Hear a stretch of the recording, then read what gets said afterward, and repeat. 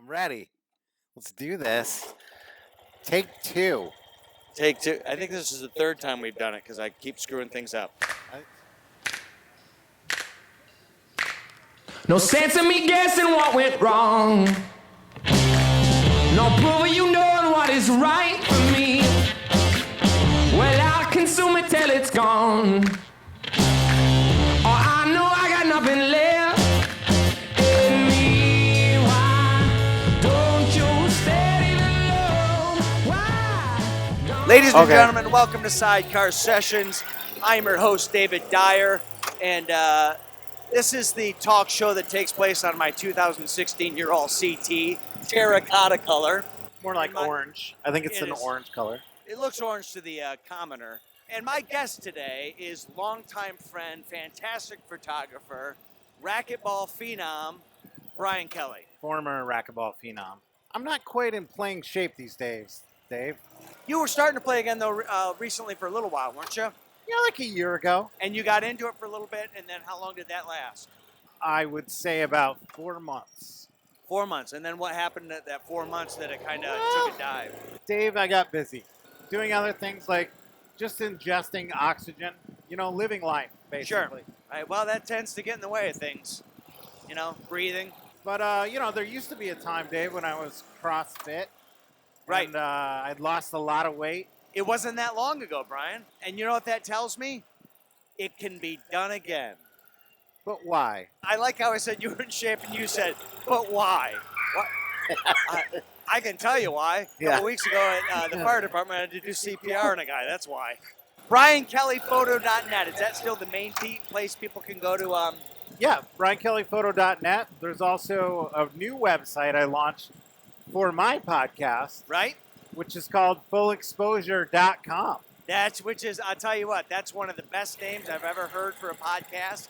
It's because you thought of it, Dave. Is that where you were getting to? Yeah, but it's perfect for what you do on your podcast, right? The premise is that my guest comes to my studio. I'm a photographer. They have to come into my world of portrait photography. Right.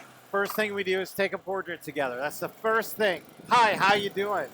Here's the lighting setup. We're going to take a portrait. And then after the portrait session's done, it can take like 10 minutes or half an hour, whatever we decide. And then we're just going to sit down and have a extended conversation. And a lot of this came out of the fact that one of the methods you use to kind of get somebody to relax and be at ease and get a good picture from them is to have a good conversation with them, have them open up a little bit. And so you thought, let's extend that beyond the photographs. Let's have a podcast. Exactly. I always found that it didn't matter who I was photographing. It didn't matter if it was somebody well-known or just somebody who'd never been really in a photo shoot before. A really cool conversation would emerge. Yeah. And then as soon as the shoot was over, it's like, see you later. I hope to catch you up in another time, another life. So the podcast was really born out of just trying to find ways to extend a conversation that begins during a portrait session. So you've been a guest on my podcast. I have been, and I was thrilled. I loved it. And you know what? We got a lot of good feedback on that. I mean, I'm sure you've gotten a lot of good feedback on all of them. I'm not trying to highlight just the one that I did. Well, I especially love your portraits, though. I do, too. You know what? I've gotten more compliments on that picture. Yeah. It's great. Well, pictures, Dave. It wasn't. I know. One of them people hated, but there's always one. This is fun to ride around in, isn't it? You It have is a good fun. time, don't you? I like this that we're in the richest part of Grand Rapids. Maybe just, tooling around. Maybe go around Reed's Lake. Yeah, let's do that. And then, pretend like we live here. Like we're a gay couple that's looking for real estate. Well, I don't know. Yeah, that's all right. I was thinking a couple buddies from high school, but whatever you want. One thing I want to talk about is, as we've mentioned not only on your podcast, but maybe on the first time we did this together, you and I are childhood friends, have known each other since we were probably 7, 8 years old. Now, one thing I remember about your upbringing, your family was pretty religious. I think your parents still are, right? Yeah, yep, very religious. And we could not, for God's sakes, don't even think about contacting Brian on Sunday. He can't do anything. That's right. I could not leave my yard unless it was a special occasion. Right. We went to church twice on Sunday. And as your friends, we always would try to support you by doing something like running through a sprinkler or playing kickball right in front of your house during that time. Something amazing would happen. On Mondays, there's always a lot of, oh my gosh, you should have been there. Did you honestly, when you were growing up in that kind of an environment, was it something where it was just kind of, it was normal to you, or did you not like it? Well, it was both. It was something that was normal, Mm-hmm. but I also felt like I was kind of in between two worlds. I had my friends and my school, and then I had home. So I don't know. It was it made me very adaptable in a lot of different situations Okay. with lots of different people, which is good for my job now. I photograph people in the midst of sometimes homelessness or addiction sometimes, and then other times they're billionaires. Right. It's like I have to kind of like you want your comedy not just to speak to one audience. Right.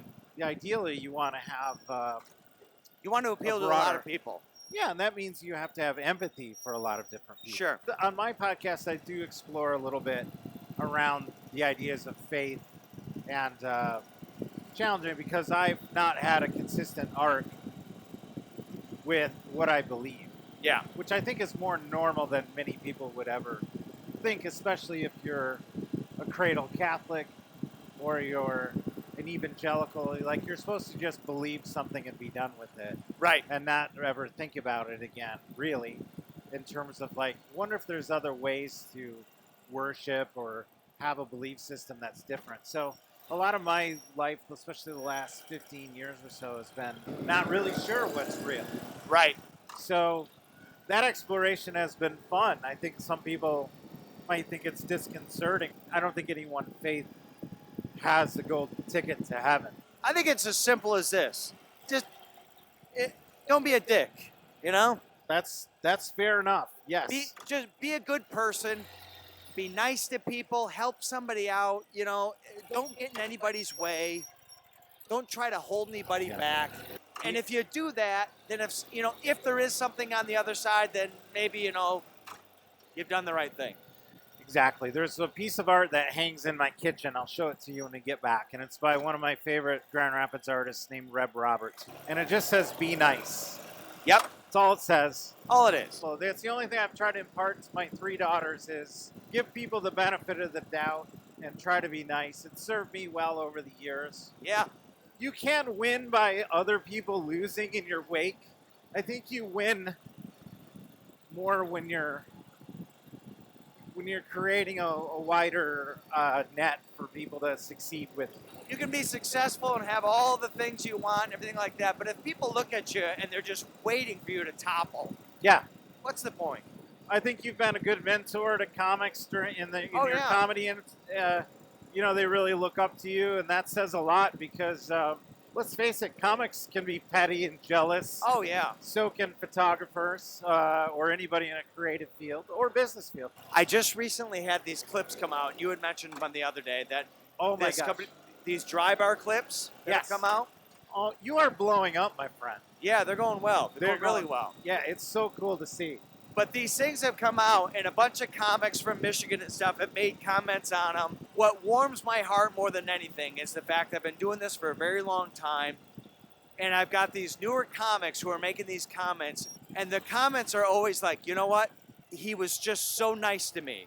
Yeah. And, one of the first times I ever emceed, it was for him, and I didn't do well, and he still was so nice to me and encouraged me and told me to keep going at it. That more than anything, more than the, hey, this is really funny, just absolutely makes me feel wonderful. Because 26 years ago, I was doing open mic nights. I was just starting to host. I know how scary and everything it is. Yeah. And it's like, it makes you feel so much better when somebody above you is going, hey, you're doing fine, just keep at it. And Yeah. that's what I try to do to people. Well, it's that positivity. I think having girls, they're getting a little bit older now, but when they were in the thick of high school, now I have one's going to be a junior in college, another one's going to be a freshman in college, and then I have one in 8th grade. I try to tell them when they were navigating through high school that that's temporary. Don't team up into cliques. And I think, if anything, I was raised to, to be kind and be a door opener. I'm sure you and I were dicks, but at sometimes to some people. Oh, sure. But at the same time, mostly what carried us through was that we didn't really divide up or side up too much with people who were tried to belittle people. The only thing that really infuriates me in life, people who will take advantage of someone who's vulnerable or will take an opportunity to belittle anybody. Yeah. In the moment. Yep. And that just, when I see that, I will cut people mercilessly from my life. I find as I get older, I feel like that more and more because I think when you're older, you start to look back with a more, more wisdom and a perspective where you're kind of like, you have no idea how much energy and time you're wasting being like that. Collectively, as you get older, your bullshit meter really is pretty fine-tuned. Yes, it is. And I know when people are blowing smoke. Sayonara, baby. Yeah. My wife will say all the time. Is this going to appear in Japan? No. Oh, all right, because I used a little Japanese there. I know, and I think you mispronounced it too. Did I? I'm sure I did. My apologies to the island archipelago? Archipelago. Thank you. Of Japan. My wife constantly is going, "You're getting so grumpy." And I'm like, I'm not grumpy. I'm efficient. Yeah. Exactly. I know who's a waste of time and who's not. Comics have to read the room really quickly. Very quickly. And you might adjust your set. You might adjust your opening bit in the moment, on the fly, based on the first. Is the room hot? Is it not hot? Is it, you got some work to do? Was your middler an idiot? Was your MC just offended somebody? Photography's like that too. I don't know what I'm going to get, especially with some higher profile people, celebrities or whoever. I might only have been given 2 to 4 minutes. Yeah. And I got to figure out really quick, are they going to be playful? Can I push them? Or are they just not going to give me much? Every day is human psychology. It is, yep. And whether you're writing it or I'm preparing for a shoot, it sort of has the same discipline around what we're doing. Because at the end, we want people to feel satisfied. You want laughs. People to feel good, forget their problems for a while. I might want a very lasting image that's going to encompass that person or what that corporation does. You ever read them wrong? Oh, yeah. So have I. All the time. A lot of times. I probably told you the story about Whoopi Goldberg. It's kind of a long one. I had a shoot with Whoopi Goldberg, and I literally met her, shook her hand, had everything pre-lit. I'd spent 2 hours with my crew, pre-lighting, testing. Everything was ready to go. I only had 2 minutes with her. She was just in a foul mood when she arrived and just didn't want to do anything. And later I found out that someone had really startled her in the elevator up to my photo shoot. Like a fan had gone crazy. Oh my gosh, you're Whoopi Goldberg, in a very confined space. This is a woman who doesn't like to fly. She has a motor coach that drives her everywhere. So, I think confined spaces with fans that are touching her and just like going crazy was not the best way to start our photo shoot. I didn't know any of that until later. Yeah. But then the moral of the story was Whoopi Goldberg ended up being amazing. Not for my photo shoot, that part was over, but there was another part of the shoot we had to do with some VIP meet. It was like a meet and greet backstage type of thing. This was for Laugh Fest, right? Yeah, correct. Okay. And so we did that, but over the course of that time, I started to talk about some of my favorite photographers that had my favorite portraits of her by different photographers. Okay. And then she's warmed up, and she was amazing. She ended up giving me and my wife and I, inviting my wife and I onto her tour bus. Nice. And it was just through research. I always try to research my guests. I look at how, if they're well-known and been photographed a lot, I like to look at how they were photographed in the past, remember photographers' names. And one of the most famous photographers in the world is Annie Leibovitz, who took one of Whoopi Goldberg's most famous portraits of her in a bathtub filled with milk. Yes. Was that, now I remember the photograph. Was that for, I think it was for Life or Rolling Stone? I think it was for Rolling Stone. Okay. And great photograph. Yeah, she shot her directly from above, and her looking, just her face, I think maybe her hands and her knees. Sticking out of the milk, right? Yeah, so brown, beautiful brown skin with this white milk. Yep. And it was just the face she had. It's an iconic photo, one of the most iconic of a celebrity ever. Right. And then she told me all about that shoot. She goes, Annie had me this milk, and it was really fucking cold, and she started to swear, and she was just like, she became the Whoopi that I was expecting for my photo shoot. Right. When really she couldn't have been more reserved and sort of in her own head during my photo shoot. And then I asked her about another photographer that actually is a really good friend of hers, but has done lots of different portraits of her over the years. His name is Timothy White. Okay. And I said, I love the portraits of Timothy White that he does of you. And she's, Timothy White, that's my boy. I love him, blah, blah, blah. And then she was like, we were off to the races. We were just buddies talking about creativity. She was asking about West Michigan, just life in general. And we just connected. And then when we left the shoot, all the shoots were over and she was leaving. And I said, thank you so much, Whoopi. It's so nice to chat with you and take your portrait. My wife and I are coming to your show. We don't get out much, but looking forward to seeing the show. And she said, I want to meet your wife. I said, well, I can make that happen. She goes, call my manager. His manager gave me his card, wrote his cell phone number on it. He goes, when you get to her bus, just call me and you can come out on the bus. We ended up hanging out for like 10 or 15 minutes. Oh, man, what a great experience. Before her show, and it was just so cool. And it was just me, Whoopi, and my wife, Kathy, just hanging out. There wasn't like a fan line. There wasn't anything. It was just us hanging out in the bus. So I would love another shoot with her, though. Yeah. So Whoopi, if you're out there listening to Dave's Sidecar Sessions, she'll listen. Is she gonna get in the sidecar? I would love it. I'd love to have somebody like that in here. Like I've asked Brian Vander Ark twice to do this, and he's very nervous about it. Let's drive by his house. Okay. Let's go whiz on his lawn or something. Okay, 22 years where this has been your occupation. If you didn't do this, what would you be doing? I often say I have no idea what I would be doing. I Yeah. really am not equipped to do anything else. I mean, there comes a point if you go after a certain profession hard enough, that's also your dream. That's all you do. It's all you think about. It's Yeah. all you can think about is getting better at it. It doesn't matter. I'm still working on lighting styles. I'm still wondering how I can get better at retouching, how I can get better at controlling light, shaping color, interacting with people. The grind is still there. If you look at my work calendar out past more than 3 weeks, it's empty. It's been that way for 22 years. It's never really changed. I have a similar answer. Because I've done stand-up for 26 years.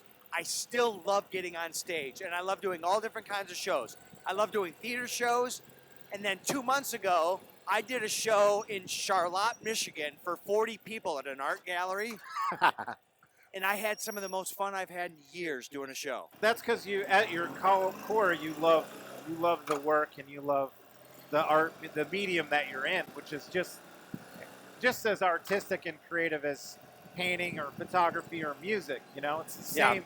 It's the same part of the brain. As you know, a couple years ago, I became an on-call firefighter with one of our townships in the area, and I absolutely loved and have developed a passion for that. I can tell you that if I wasn't doing comedy, I would definitely be doing that.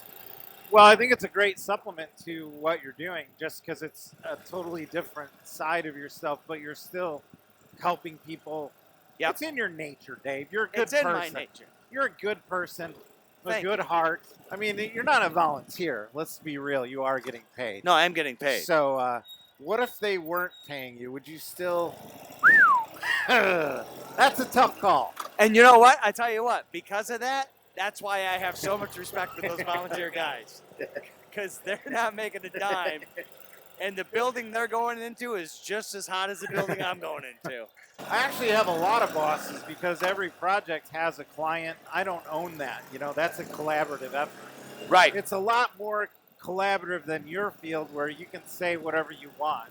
Well, yes and no. There's definitely a business aspect to what I do. And this is one of the pieces of advice that I do give younger comics. And that is that you have to always keep in mind the business aspect of it and almost kind of look at the people in the audience as clients, because you got to remember, a lot of them are couples who have paid for a babysitter, they've gone out to dinner, they've paid for parking, they've got an investment into it, and you owe it to them to be as professional as possible. and give it your all and do the best you can do. What if So- they're idiots and they're heckling you while on the sitter's dime and your dime? Then all those rules are out the window. Do you still get nervous, Dave? The only time that there's any kind of butterflies, I think, is when you're doing something new and you haven't really tested it in front of a crowd and you have no idea how it's going to go. What about before your dry bar performances when there's so much riding on the production? I would say there were a little bit of nerves on that one, but you know what? Again, it's one of those where you're like, you kind of go, I've done this for a long time. I know what I'm doing. I know I'm good at it. I mean, the reason they asked you is because they saw your stuff and thought you'd be good for it. So just give them what they saw, you know? There's so many eyes on your comedy now that haven't been out there. So what does that feel like?